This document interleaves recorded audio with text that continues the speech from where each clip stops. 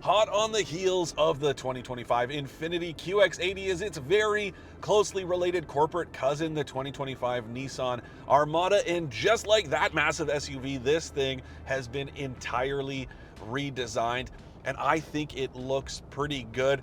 If I had to pick between them, I would probably say the QX80 looks just a little bit nicer, but I don't hate the styling here, especially the new Pro 4X version. But we're gonna wait just a little bit. We're gonna talk about that one a little bit later on, and right now focus on this one I'm driving. This is the Platinum Reserve, the top trim in the lineup, fully loaded, borrowing quite a bit of equipment from that QX80, and that alone makes this a better buy. Now, I know a lot of people out there have that badge envy. They really want to show off a premium vehicle, and I get that. And if that is you, then go ahead, shell out the extra, I don't know, $20,000 for a fully loaded version of the QX80. But this one I'm driving is priced right about the same as the entry-level QX80, but it comes with more stuff. Now, the big ones for me are the creature comforts, not only heated and ventilated front seats,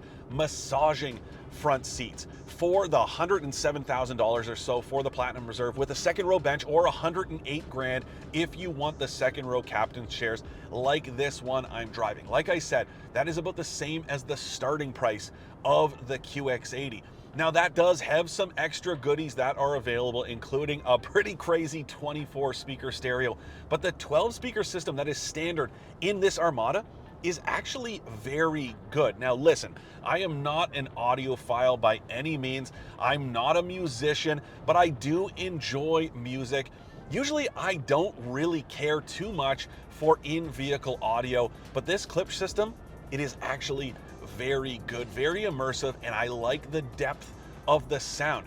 It really does isolate the front speakers, the back speakers, the second row. You can kind of hear the music from all the different areas of the vehicle. It lends a very serious premium vibe here, and it goes really well with the smooth and quiet ride quality of this new Armada. Yes, this one I'm driving does have air suspension. Yet another reason you want to take a look at this one instead of the QX80 if you're looking to save a few bucks. But that stereo really goes well with the overall vibe in here. Now, just like the QX80, this replaces a pretty old SUV. This does feel more refined overall. It's also got a new powertrain, although I will point out, no hybridization whatsoever. Unlike something like its kind of closest competitor, which would be the Toyota Sequoia, that does have hybrid in its powertrain. This one does not. It's a downsized engine, no more V8. It's a 3.5 liter twin turbocharged V6. It is pretty stout, makes plenty of output. I do want to point out first and foremost though, fuel efficiency, not all that much better than the 5.6 liter V8 that it replaces. That to me stands out for all the wrong reasons. It's officially rated to burn 13.7 liters per 100 kilometers, and then the Pro 4X is good for 14.4 versus the old one that was meant to burn 15.4. Now granted, I never quite hit those numbers when I tested it, but if you were expecting vast improvements, well, you are going to be left disappointed. And the same goes with the emissions ratings for this new motor. If you take a look at the NRCan numbers, they are not all that different. So if you take a look at the smog rating, it's a 5 out of 10, which is the exact same as the V8. And then the CO2 rating, well, it's a 3 instead of a 2, so not vast improvements. And in fairness, the Sequoia with that hybrid powertrain, it's 4s in both categories, so it's not that much better, but it's also rated to burn a bit less gas, and you are going to notice that when it comes to your pocketbook. Another important point. Anyways, in terms of output, there is more of it than there was with that V8.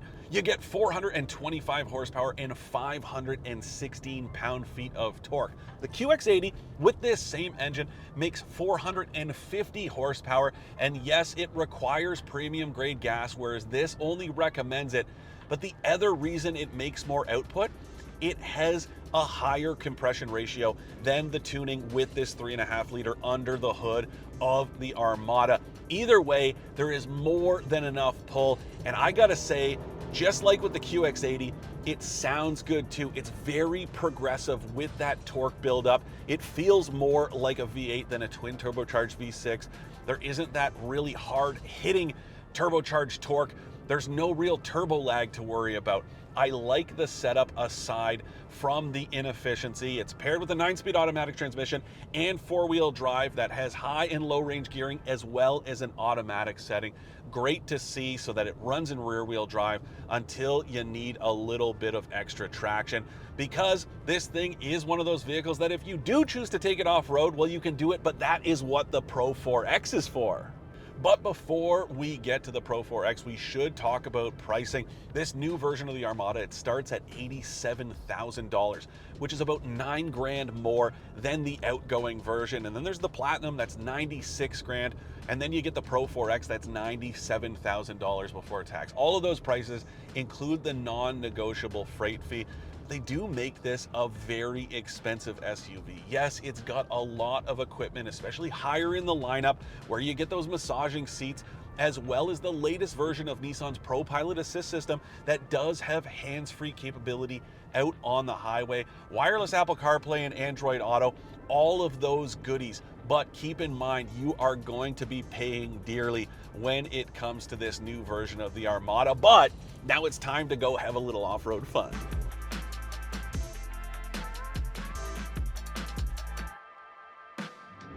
All right, here I am in the all-new Armada Pro 4X, a kind of proper off-roader that really lets this thing take advantage of its natural abilities. There's 9.6 inches of ground clearance, but then with this air suspension, you can raise it another 2 inches. It's also got improved approach and departure angles compared to the standard version of the Armada. Nissan says people are more and more interested in off-roading, or at least looking like they're able to off-road. And that's why it decided to offer this Pro 4X version of the Armada. And it's not alone. Lots of brands are doing this. There's the kind of lesser versions, you know, and then there are the more hardcore ones like this, as well as stuff like Subaru's Wilderness lineup. Jeep's been doing it for years with the Trailhawk and the Rubicon. You guys know the drill. So it is kind of cool to see a full-size SUV like this one offered with some extra off-road goodies like all-terrain tires and, yes, a locking rear differential. Of course, there's also different off-road modes, so you can really take advantage of this powertrain, as well as the low-range gearing. If you are doing kind of more hardcore off-roading, that is what you want. And this thing has the engageable system using these buttons down here on the console. So the question is, are you going to do anything this intense with your nearly 6-figure off-roader? I don't know. That's up to you to decide. But the point is that the Armada Pro 4X can handle anything that you throw at it, or pretty much. I mean, this thing is very large. It's very wide. You are going to run into difficulties on narrower trails like the ones we are heading into now, but that hill climb I just did, well, let's be honest, nice and wide open, not many obstacles to worry about, aside from that massive breakover, which was impressive just how easy this thing handled it. Now, something else that's cool is this thing has a forward-facing camera, but it also has sort of an ultra-wide view, so you can see around obstacles. There's also an invisible hood mode, so you can actually see what's going on in front and underneath the vehicle, which is handy not just in parking lots, but out here on a trail like this one. That is very cool.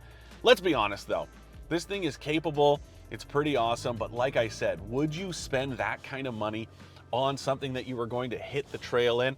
Well, maybe if you've got a bunch of kids and you want to get out and adventure together. But honestly, I see this thing doing most of its work in the real world, driving around on sort of normal roads, pavement, you know the drill. You're also going to be taking the kids to school in this thing, soccer practice, and it excels at that too.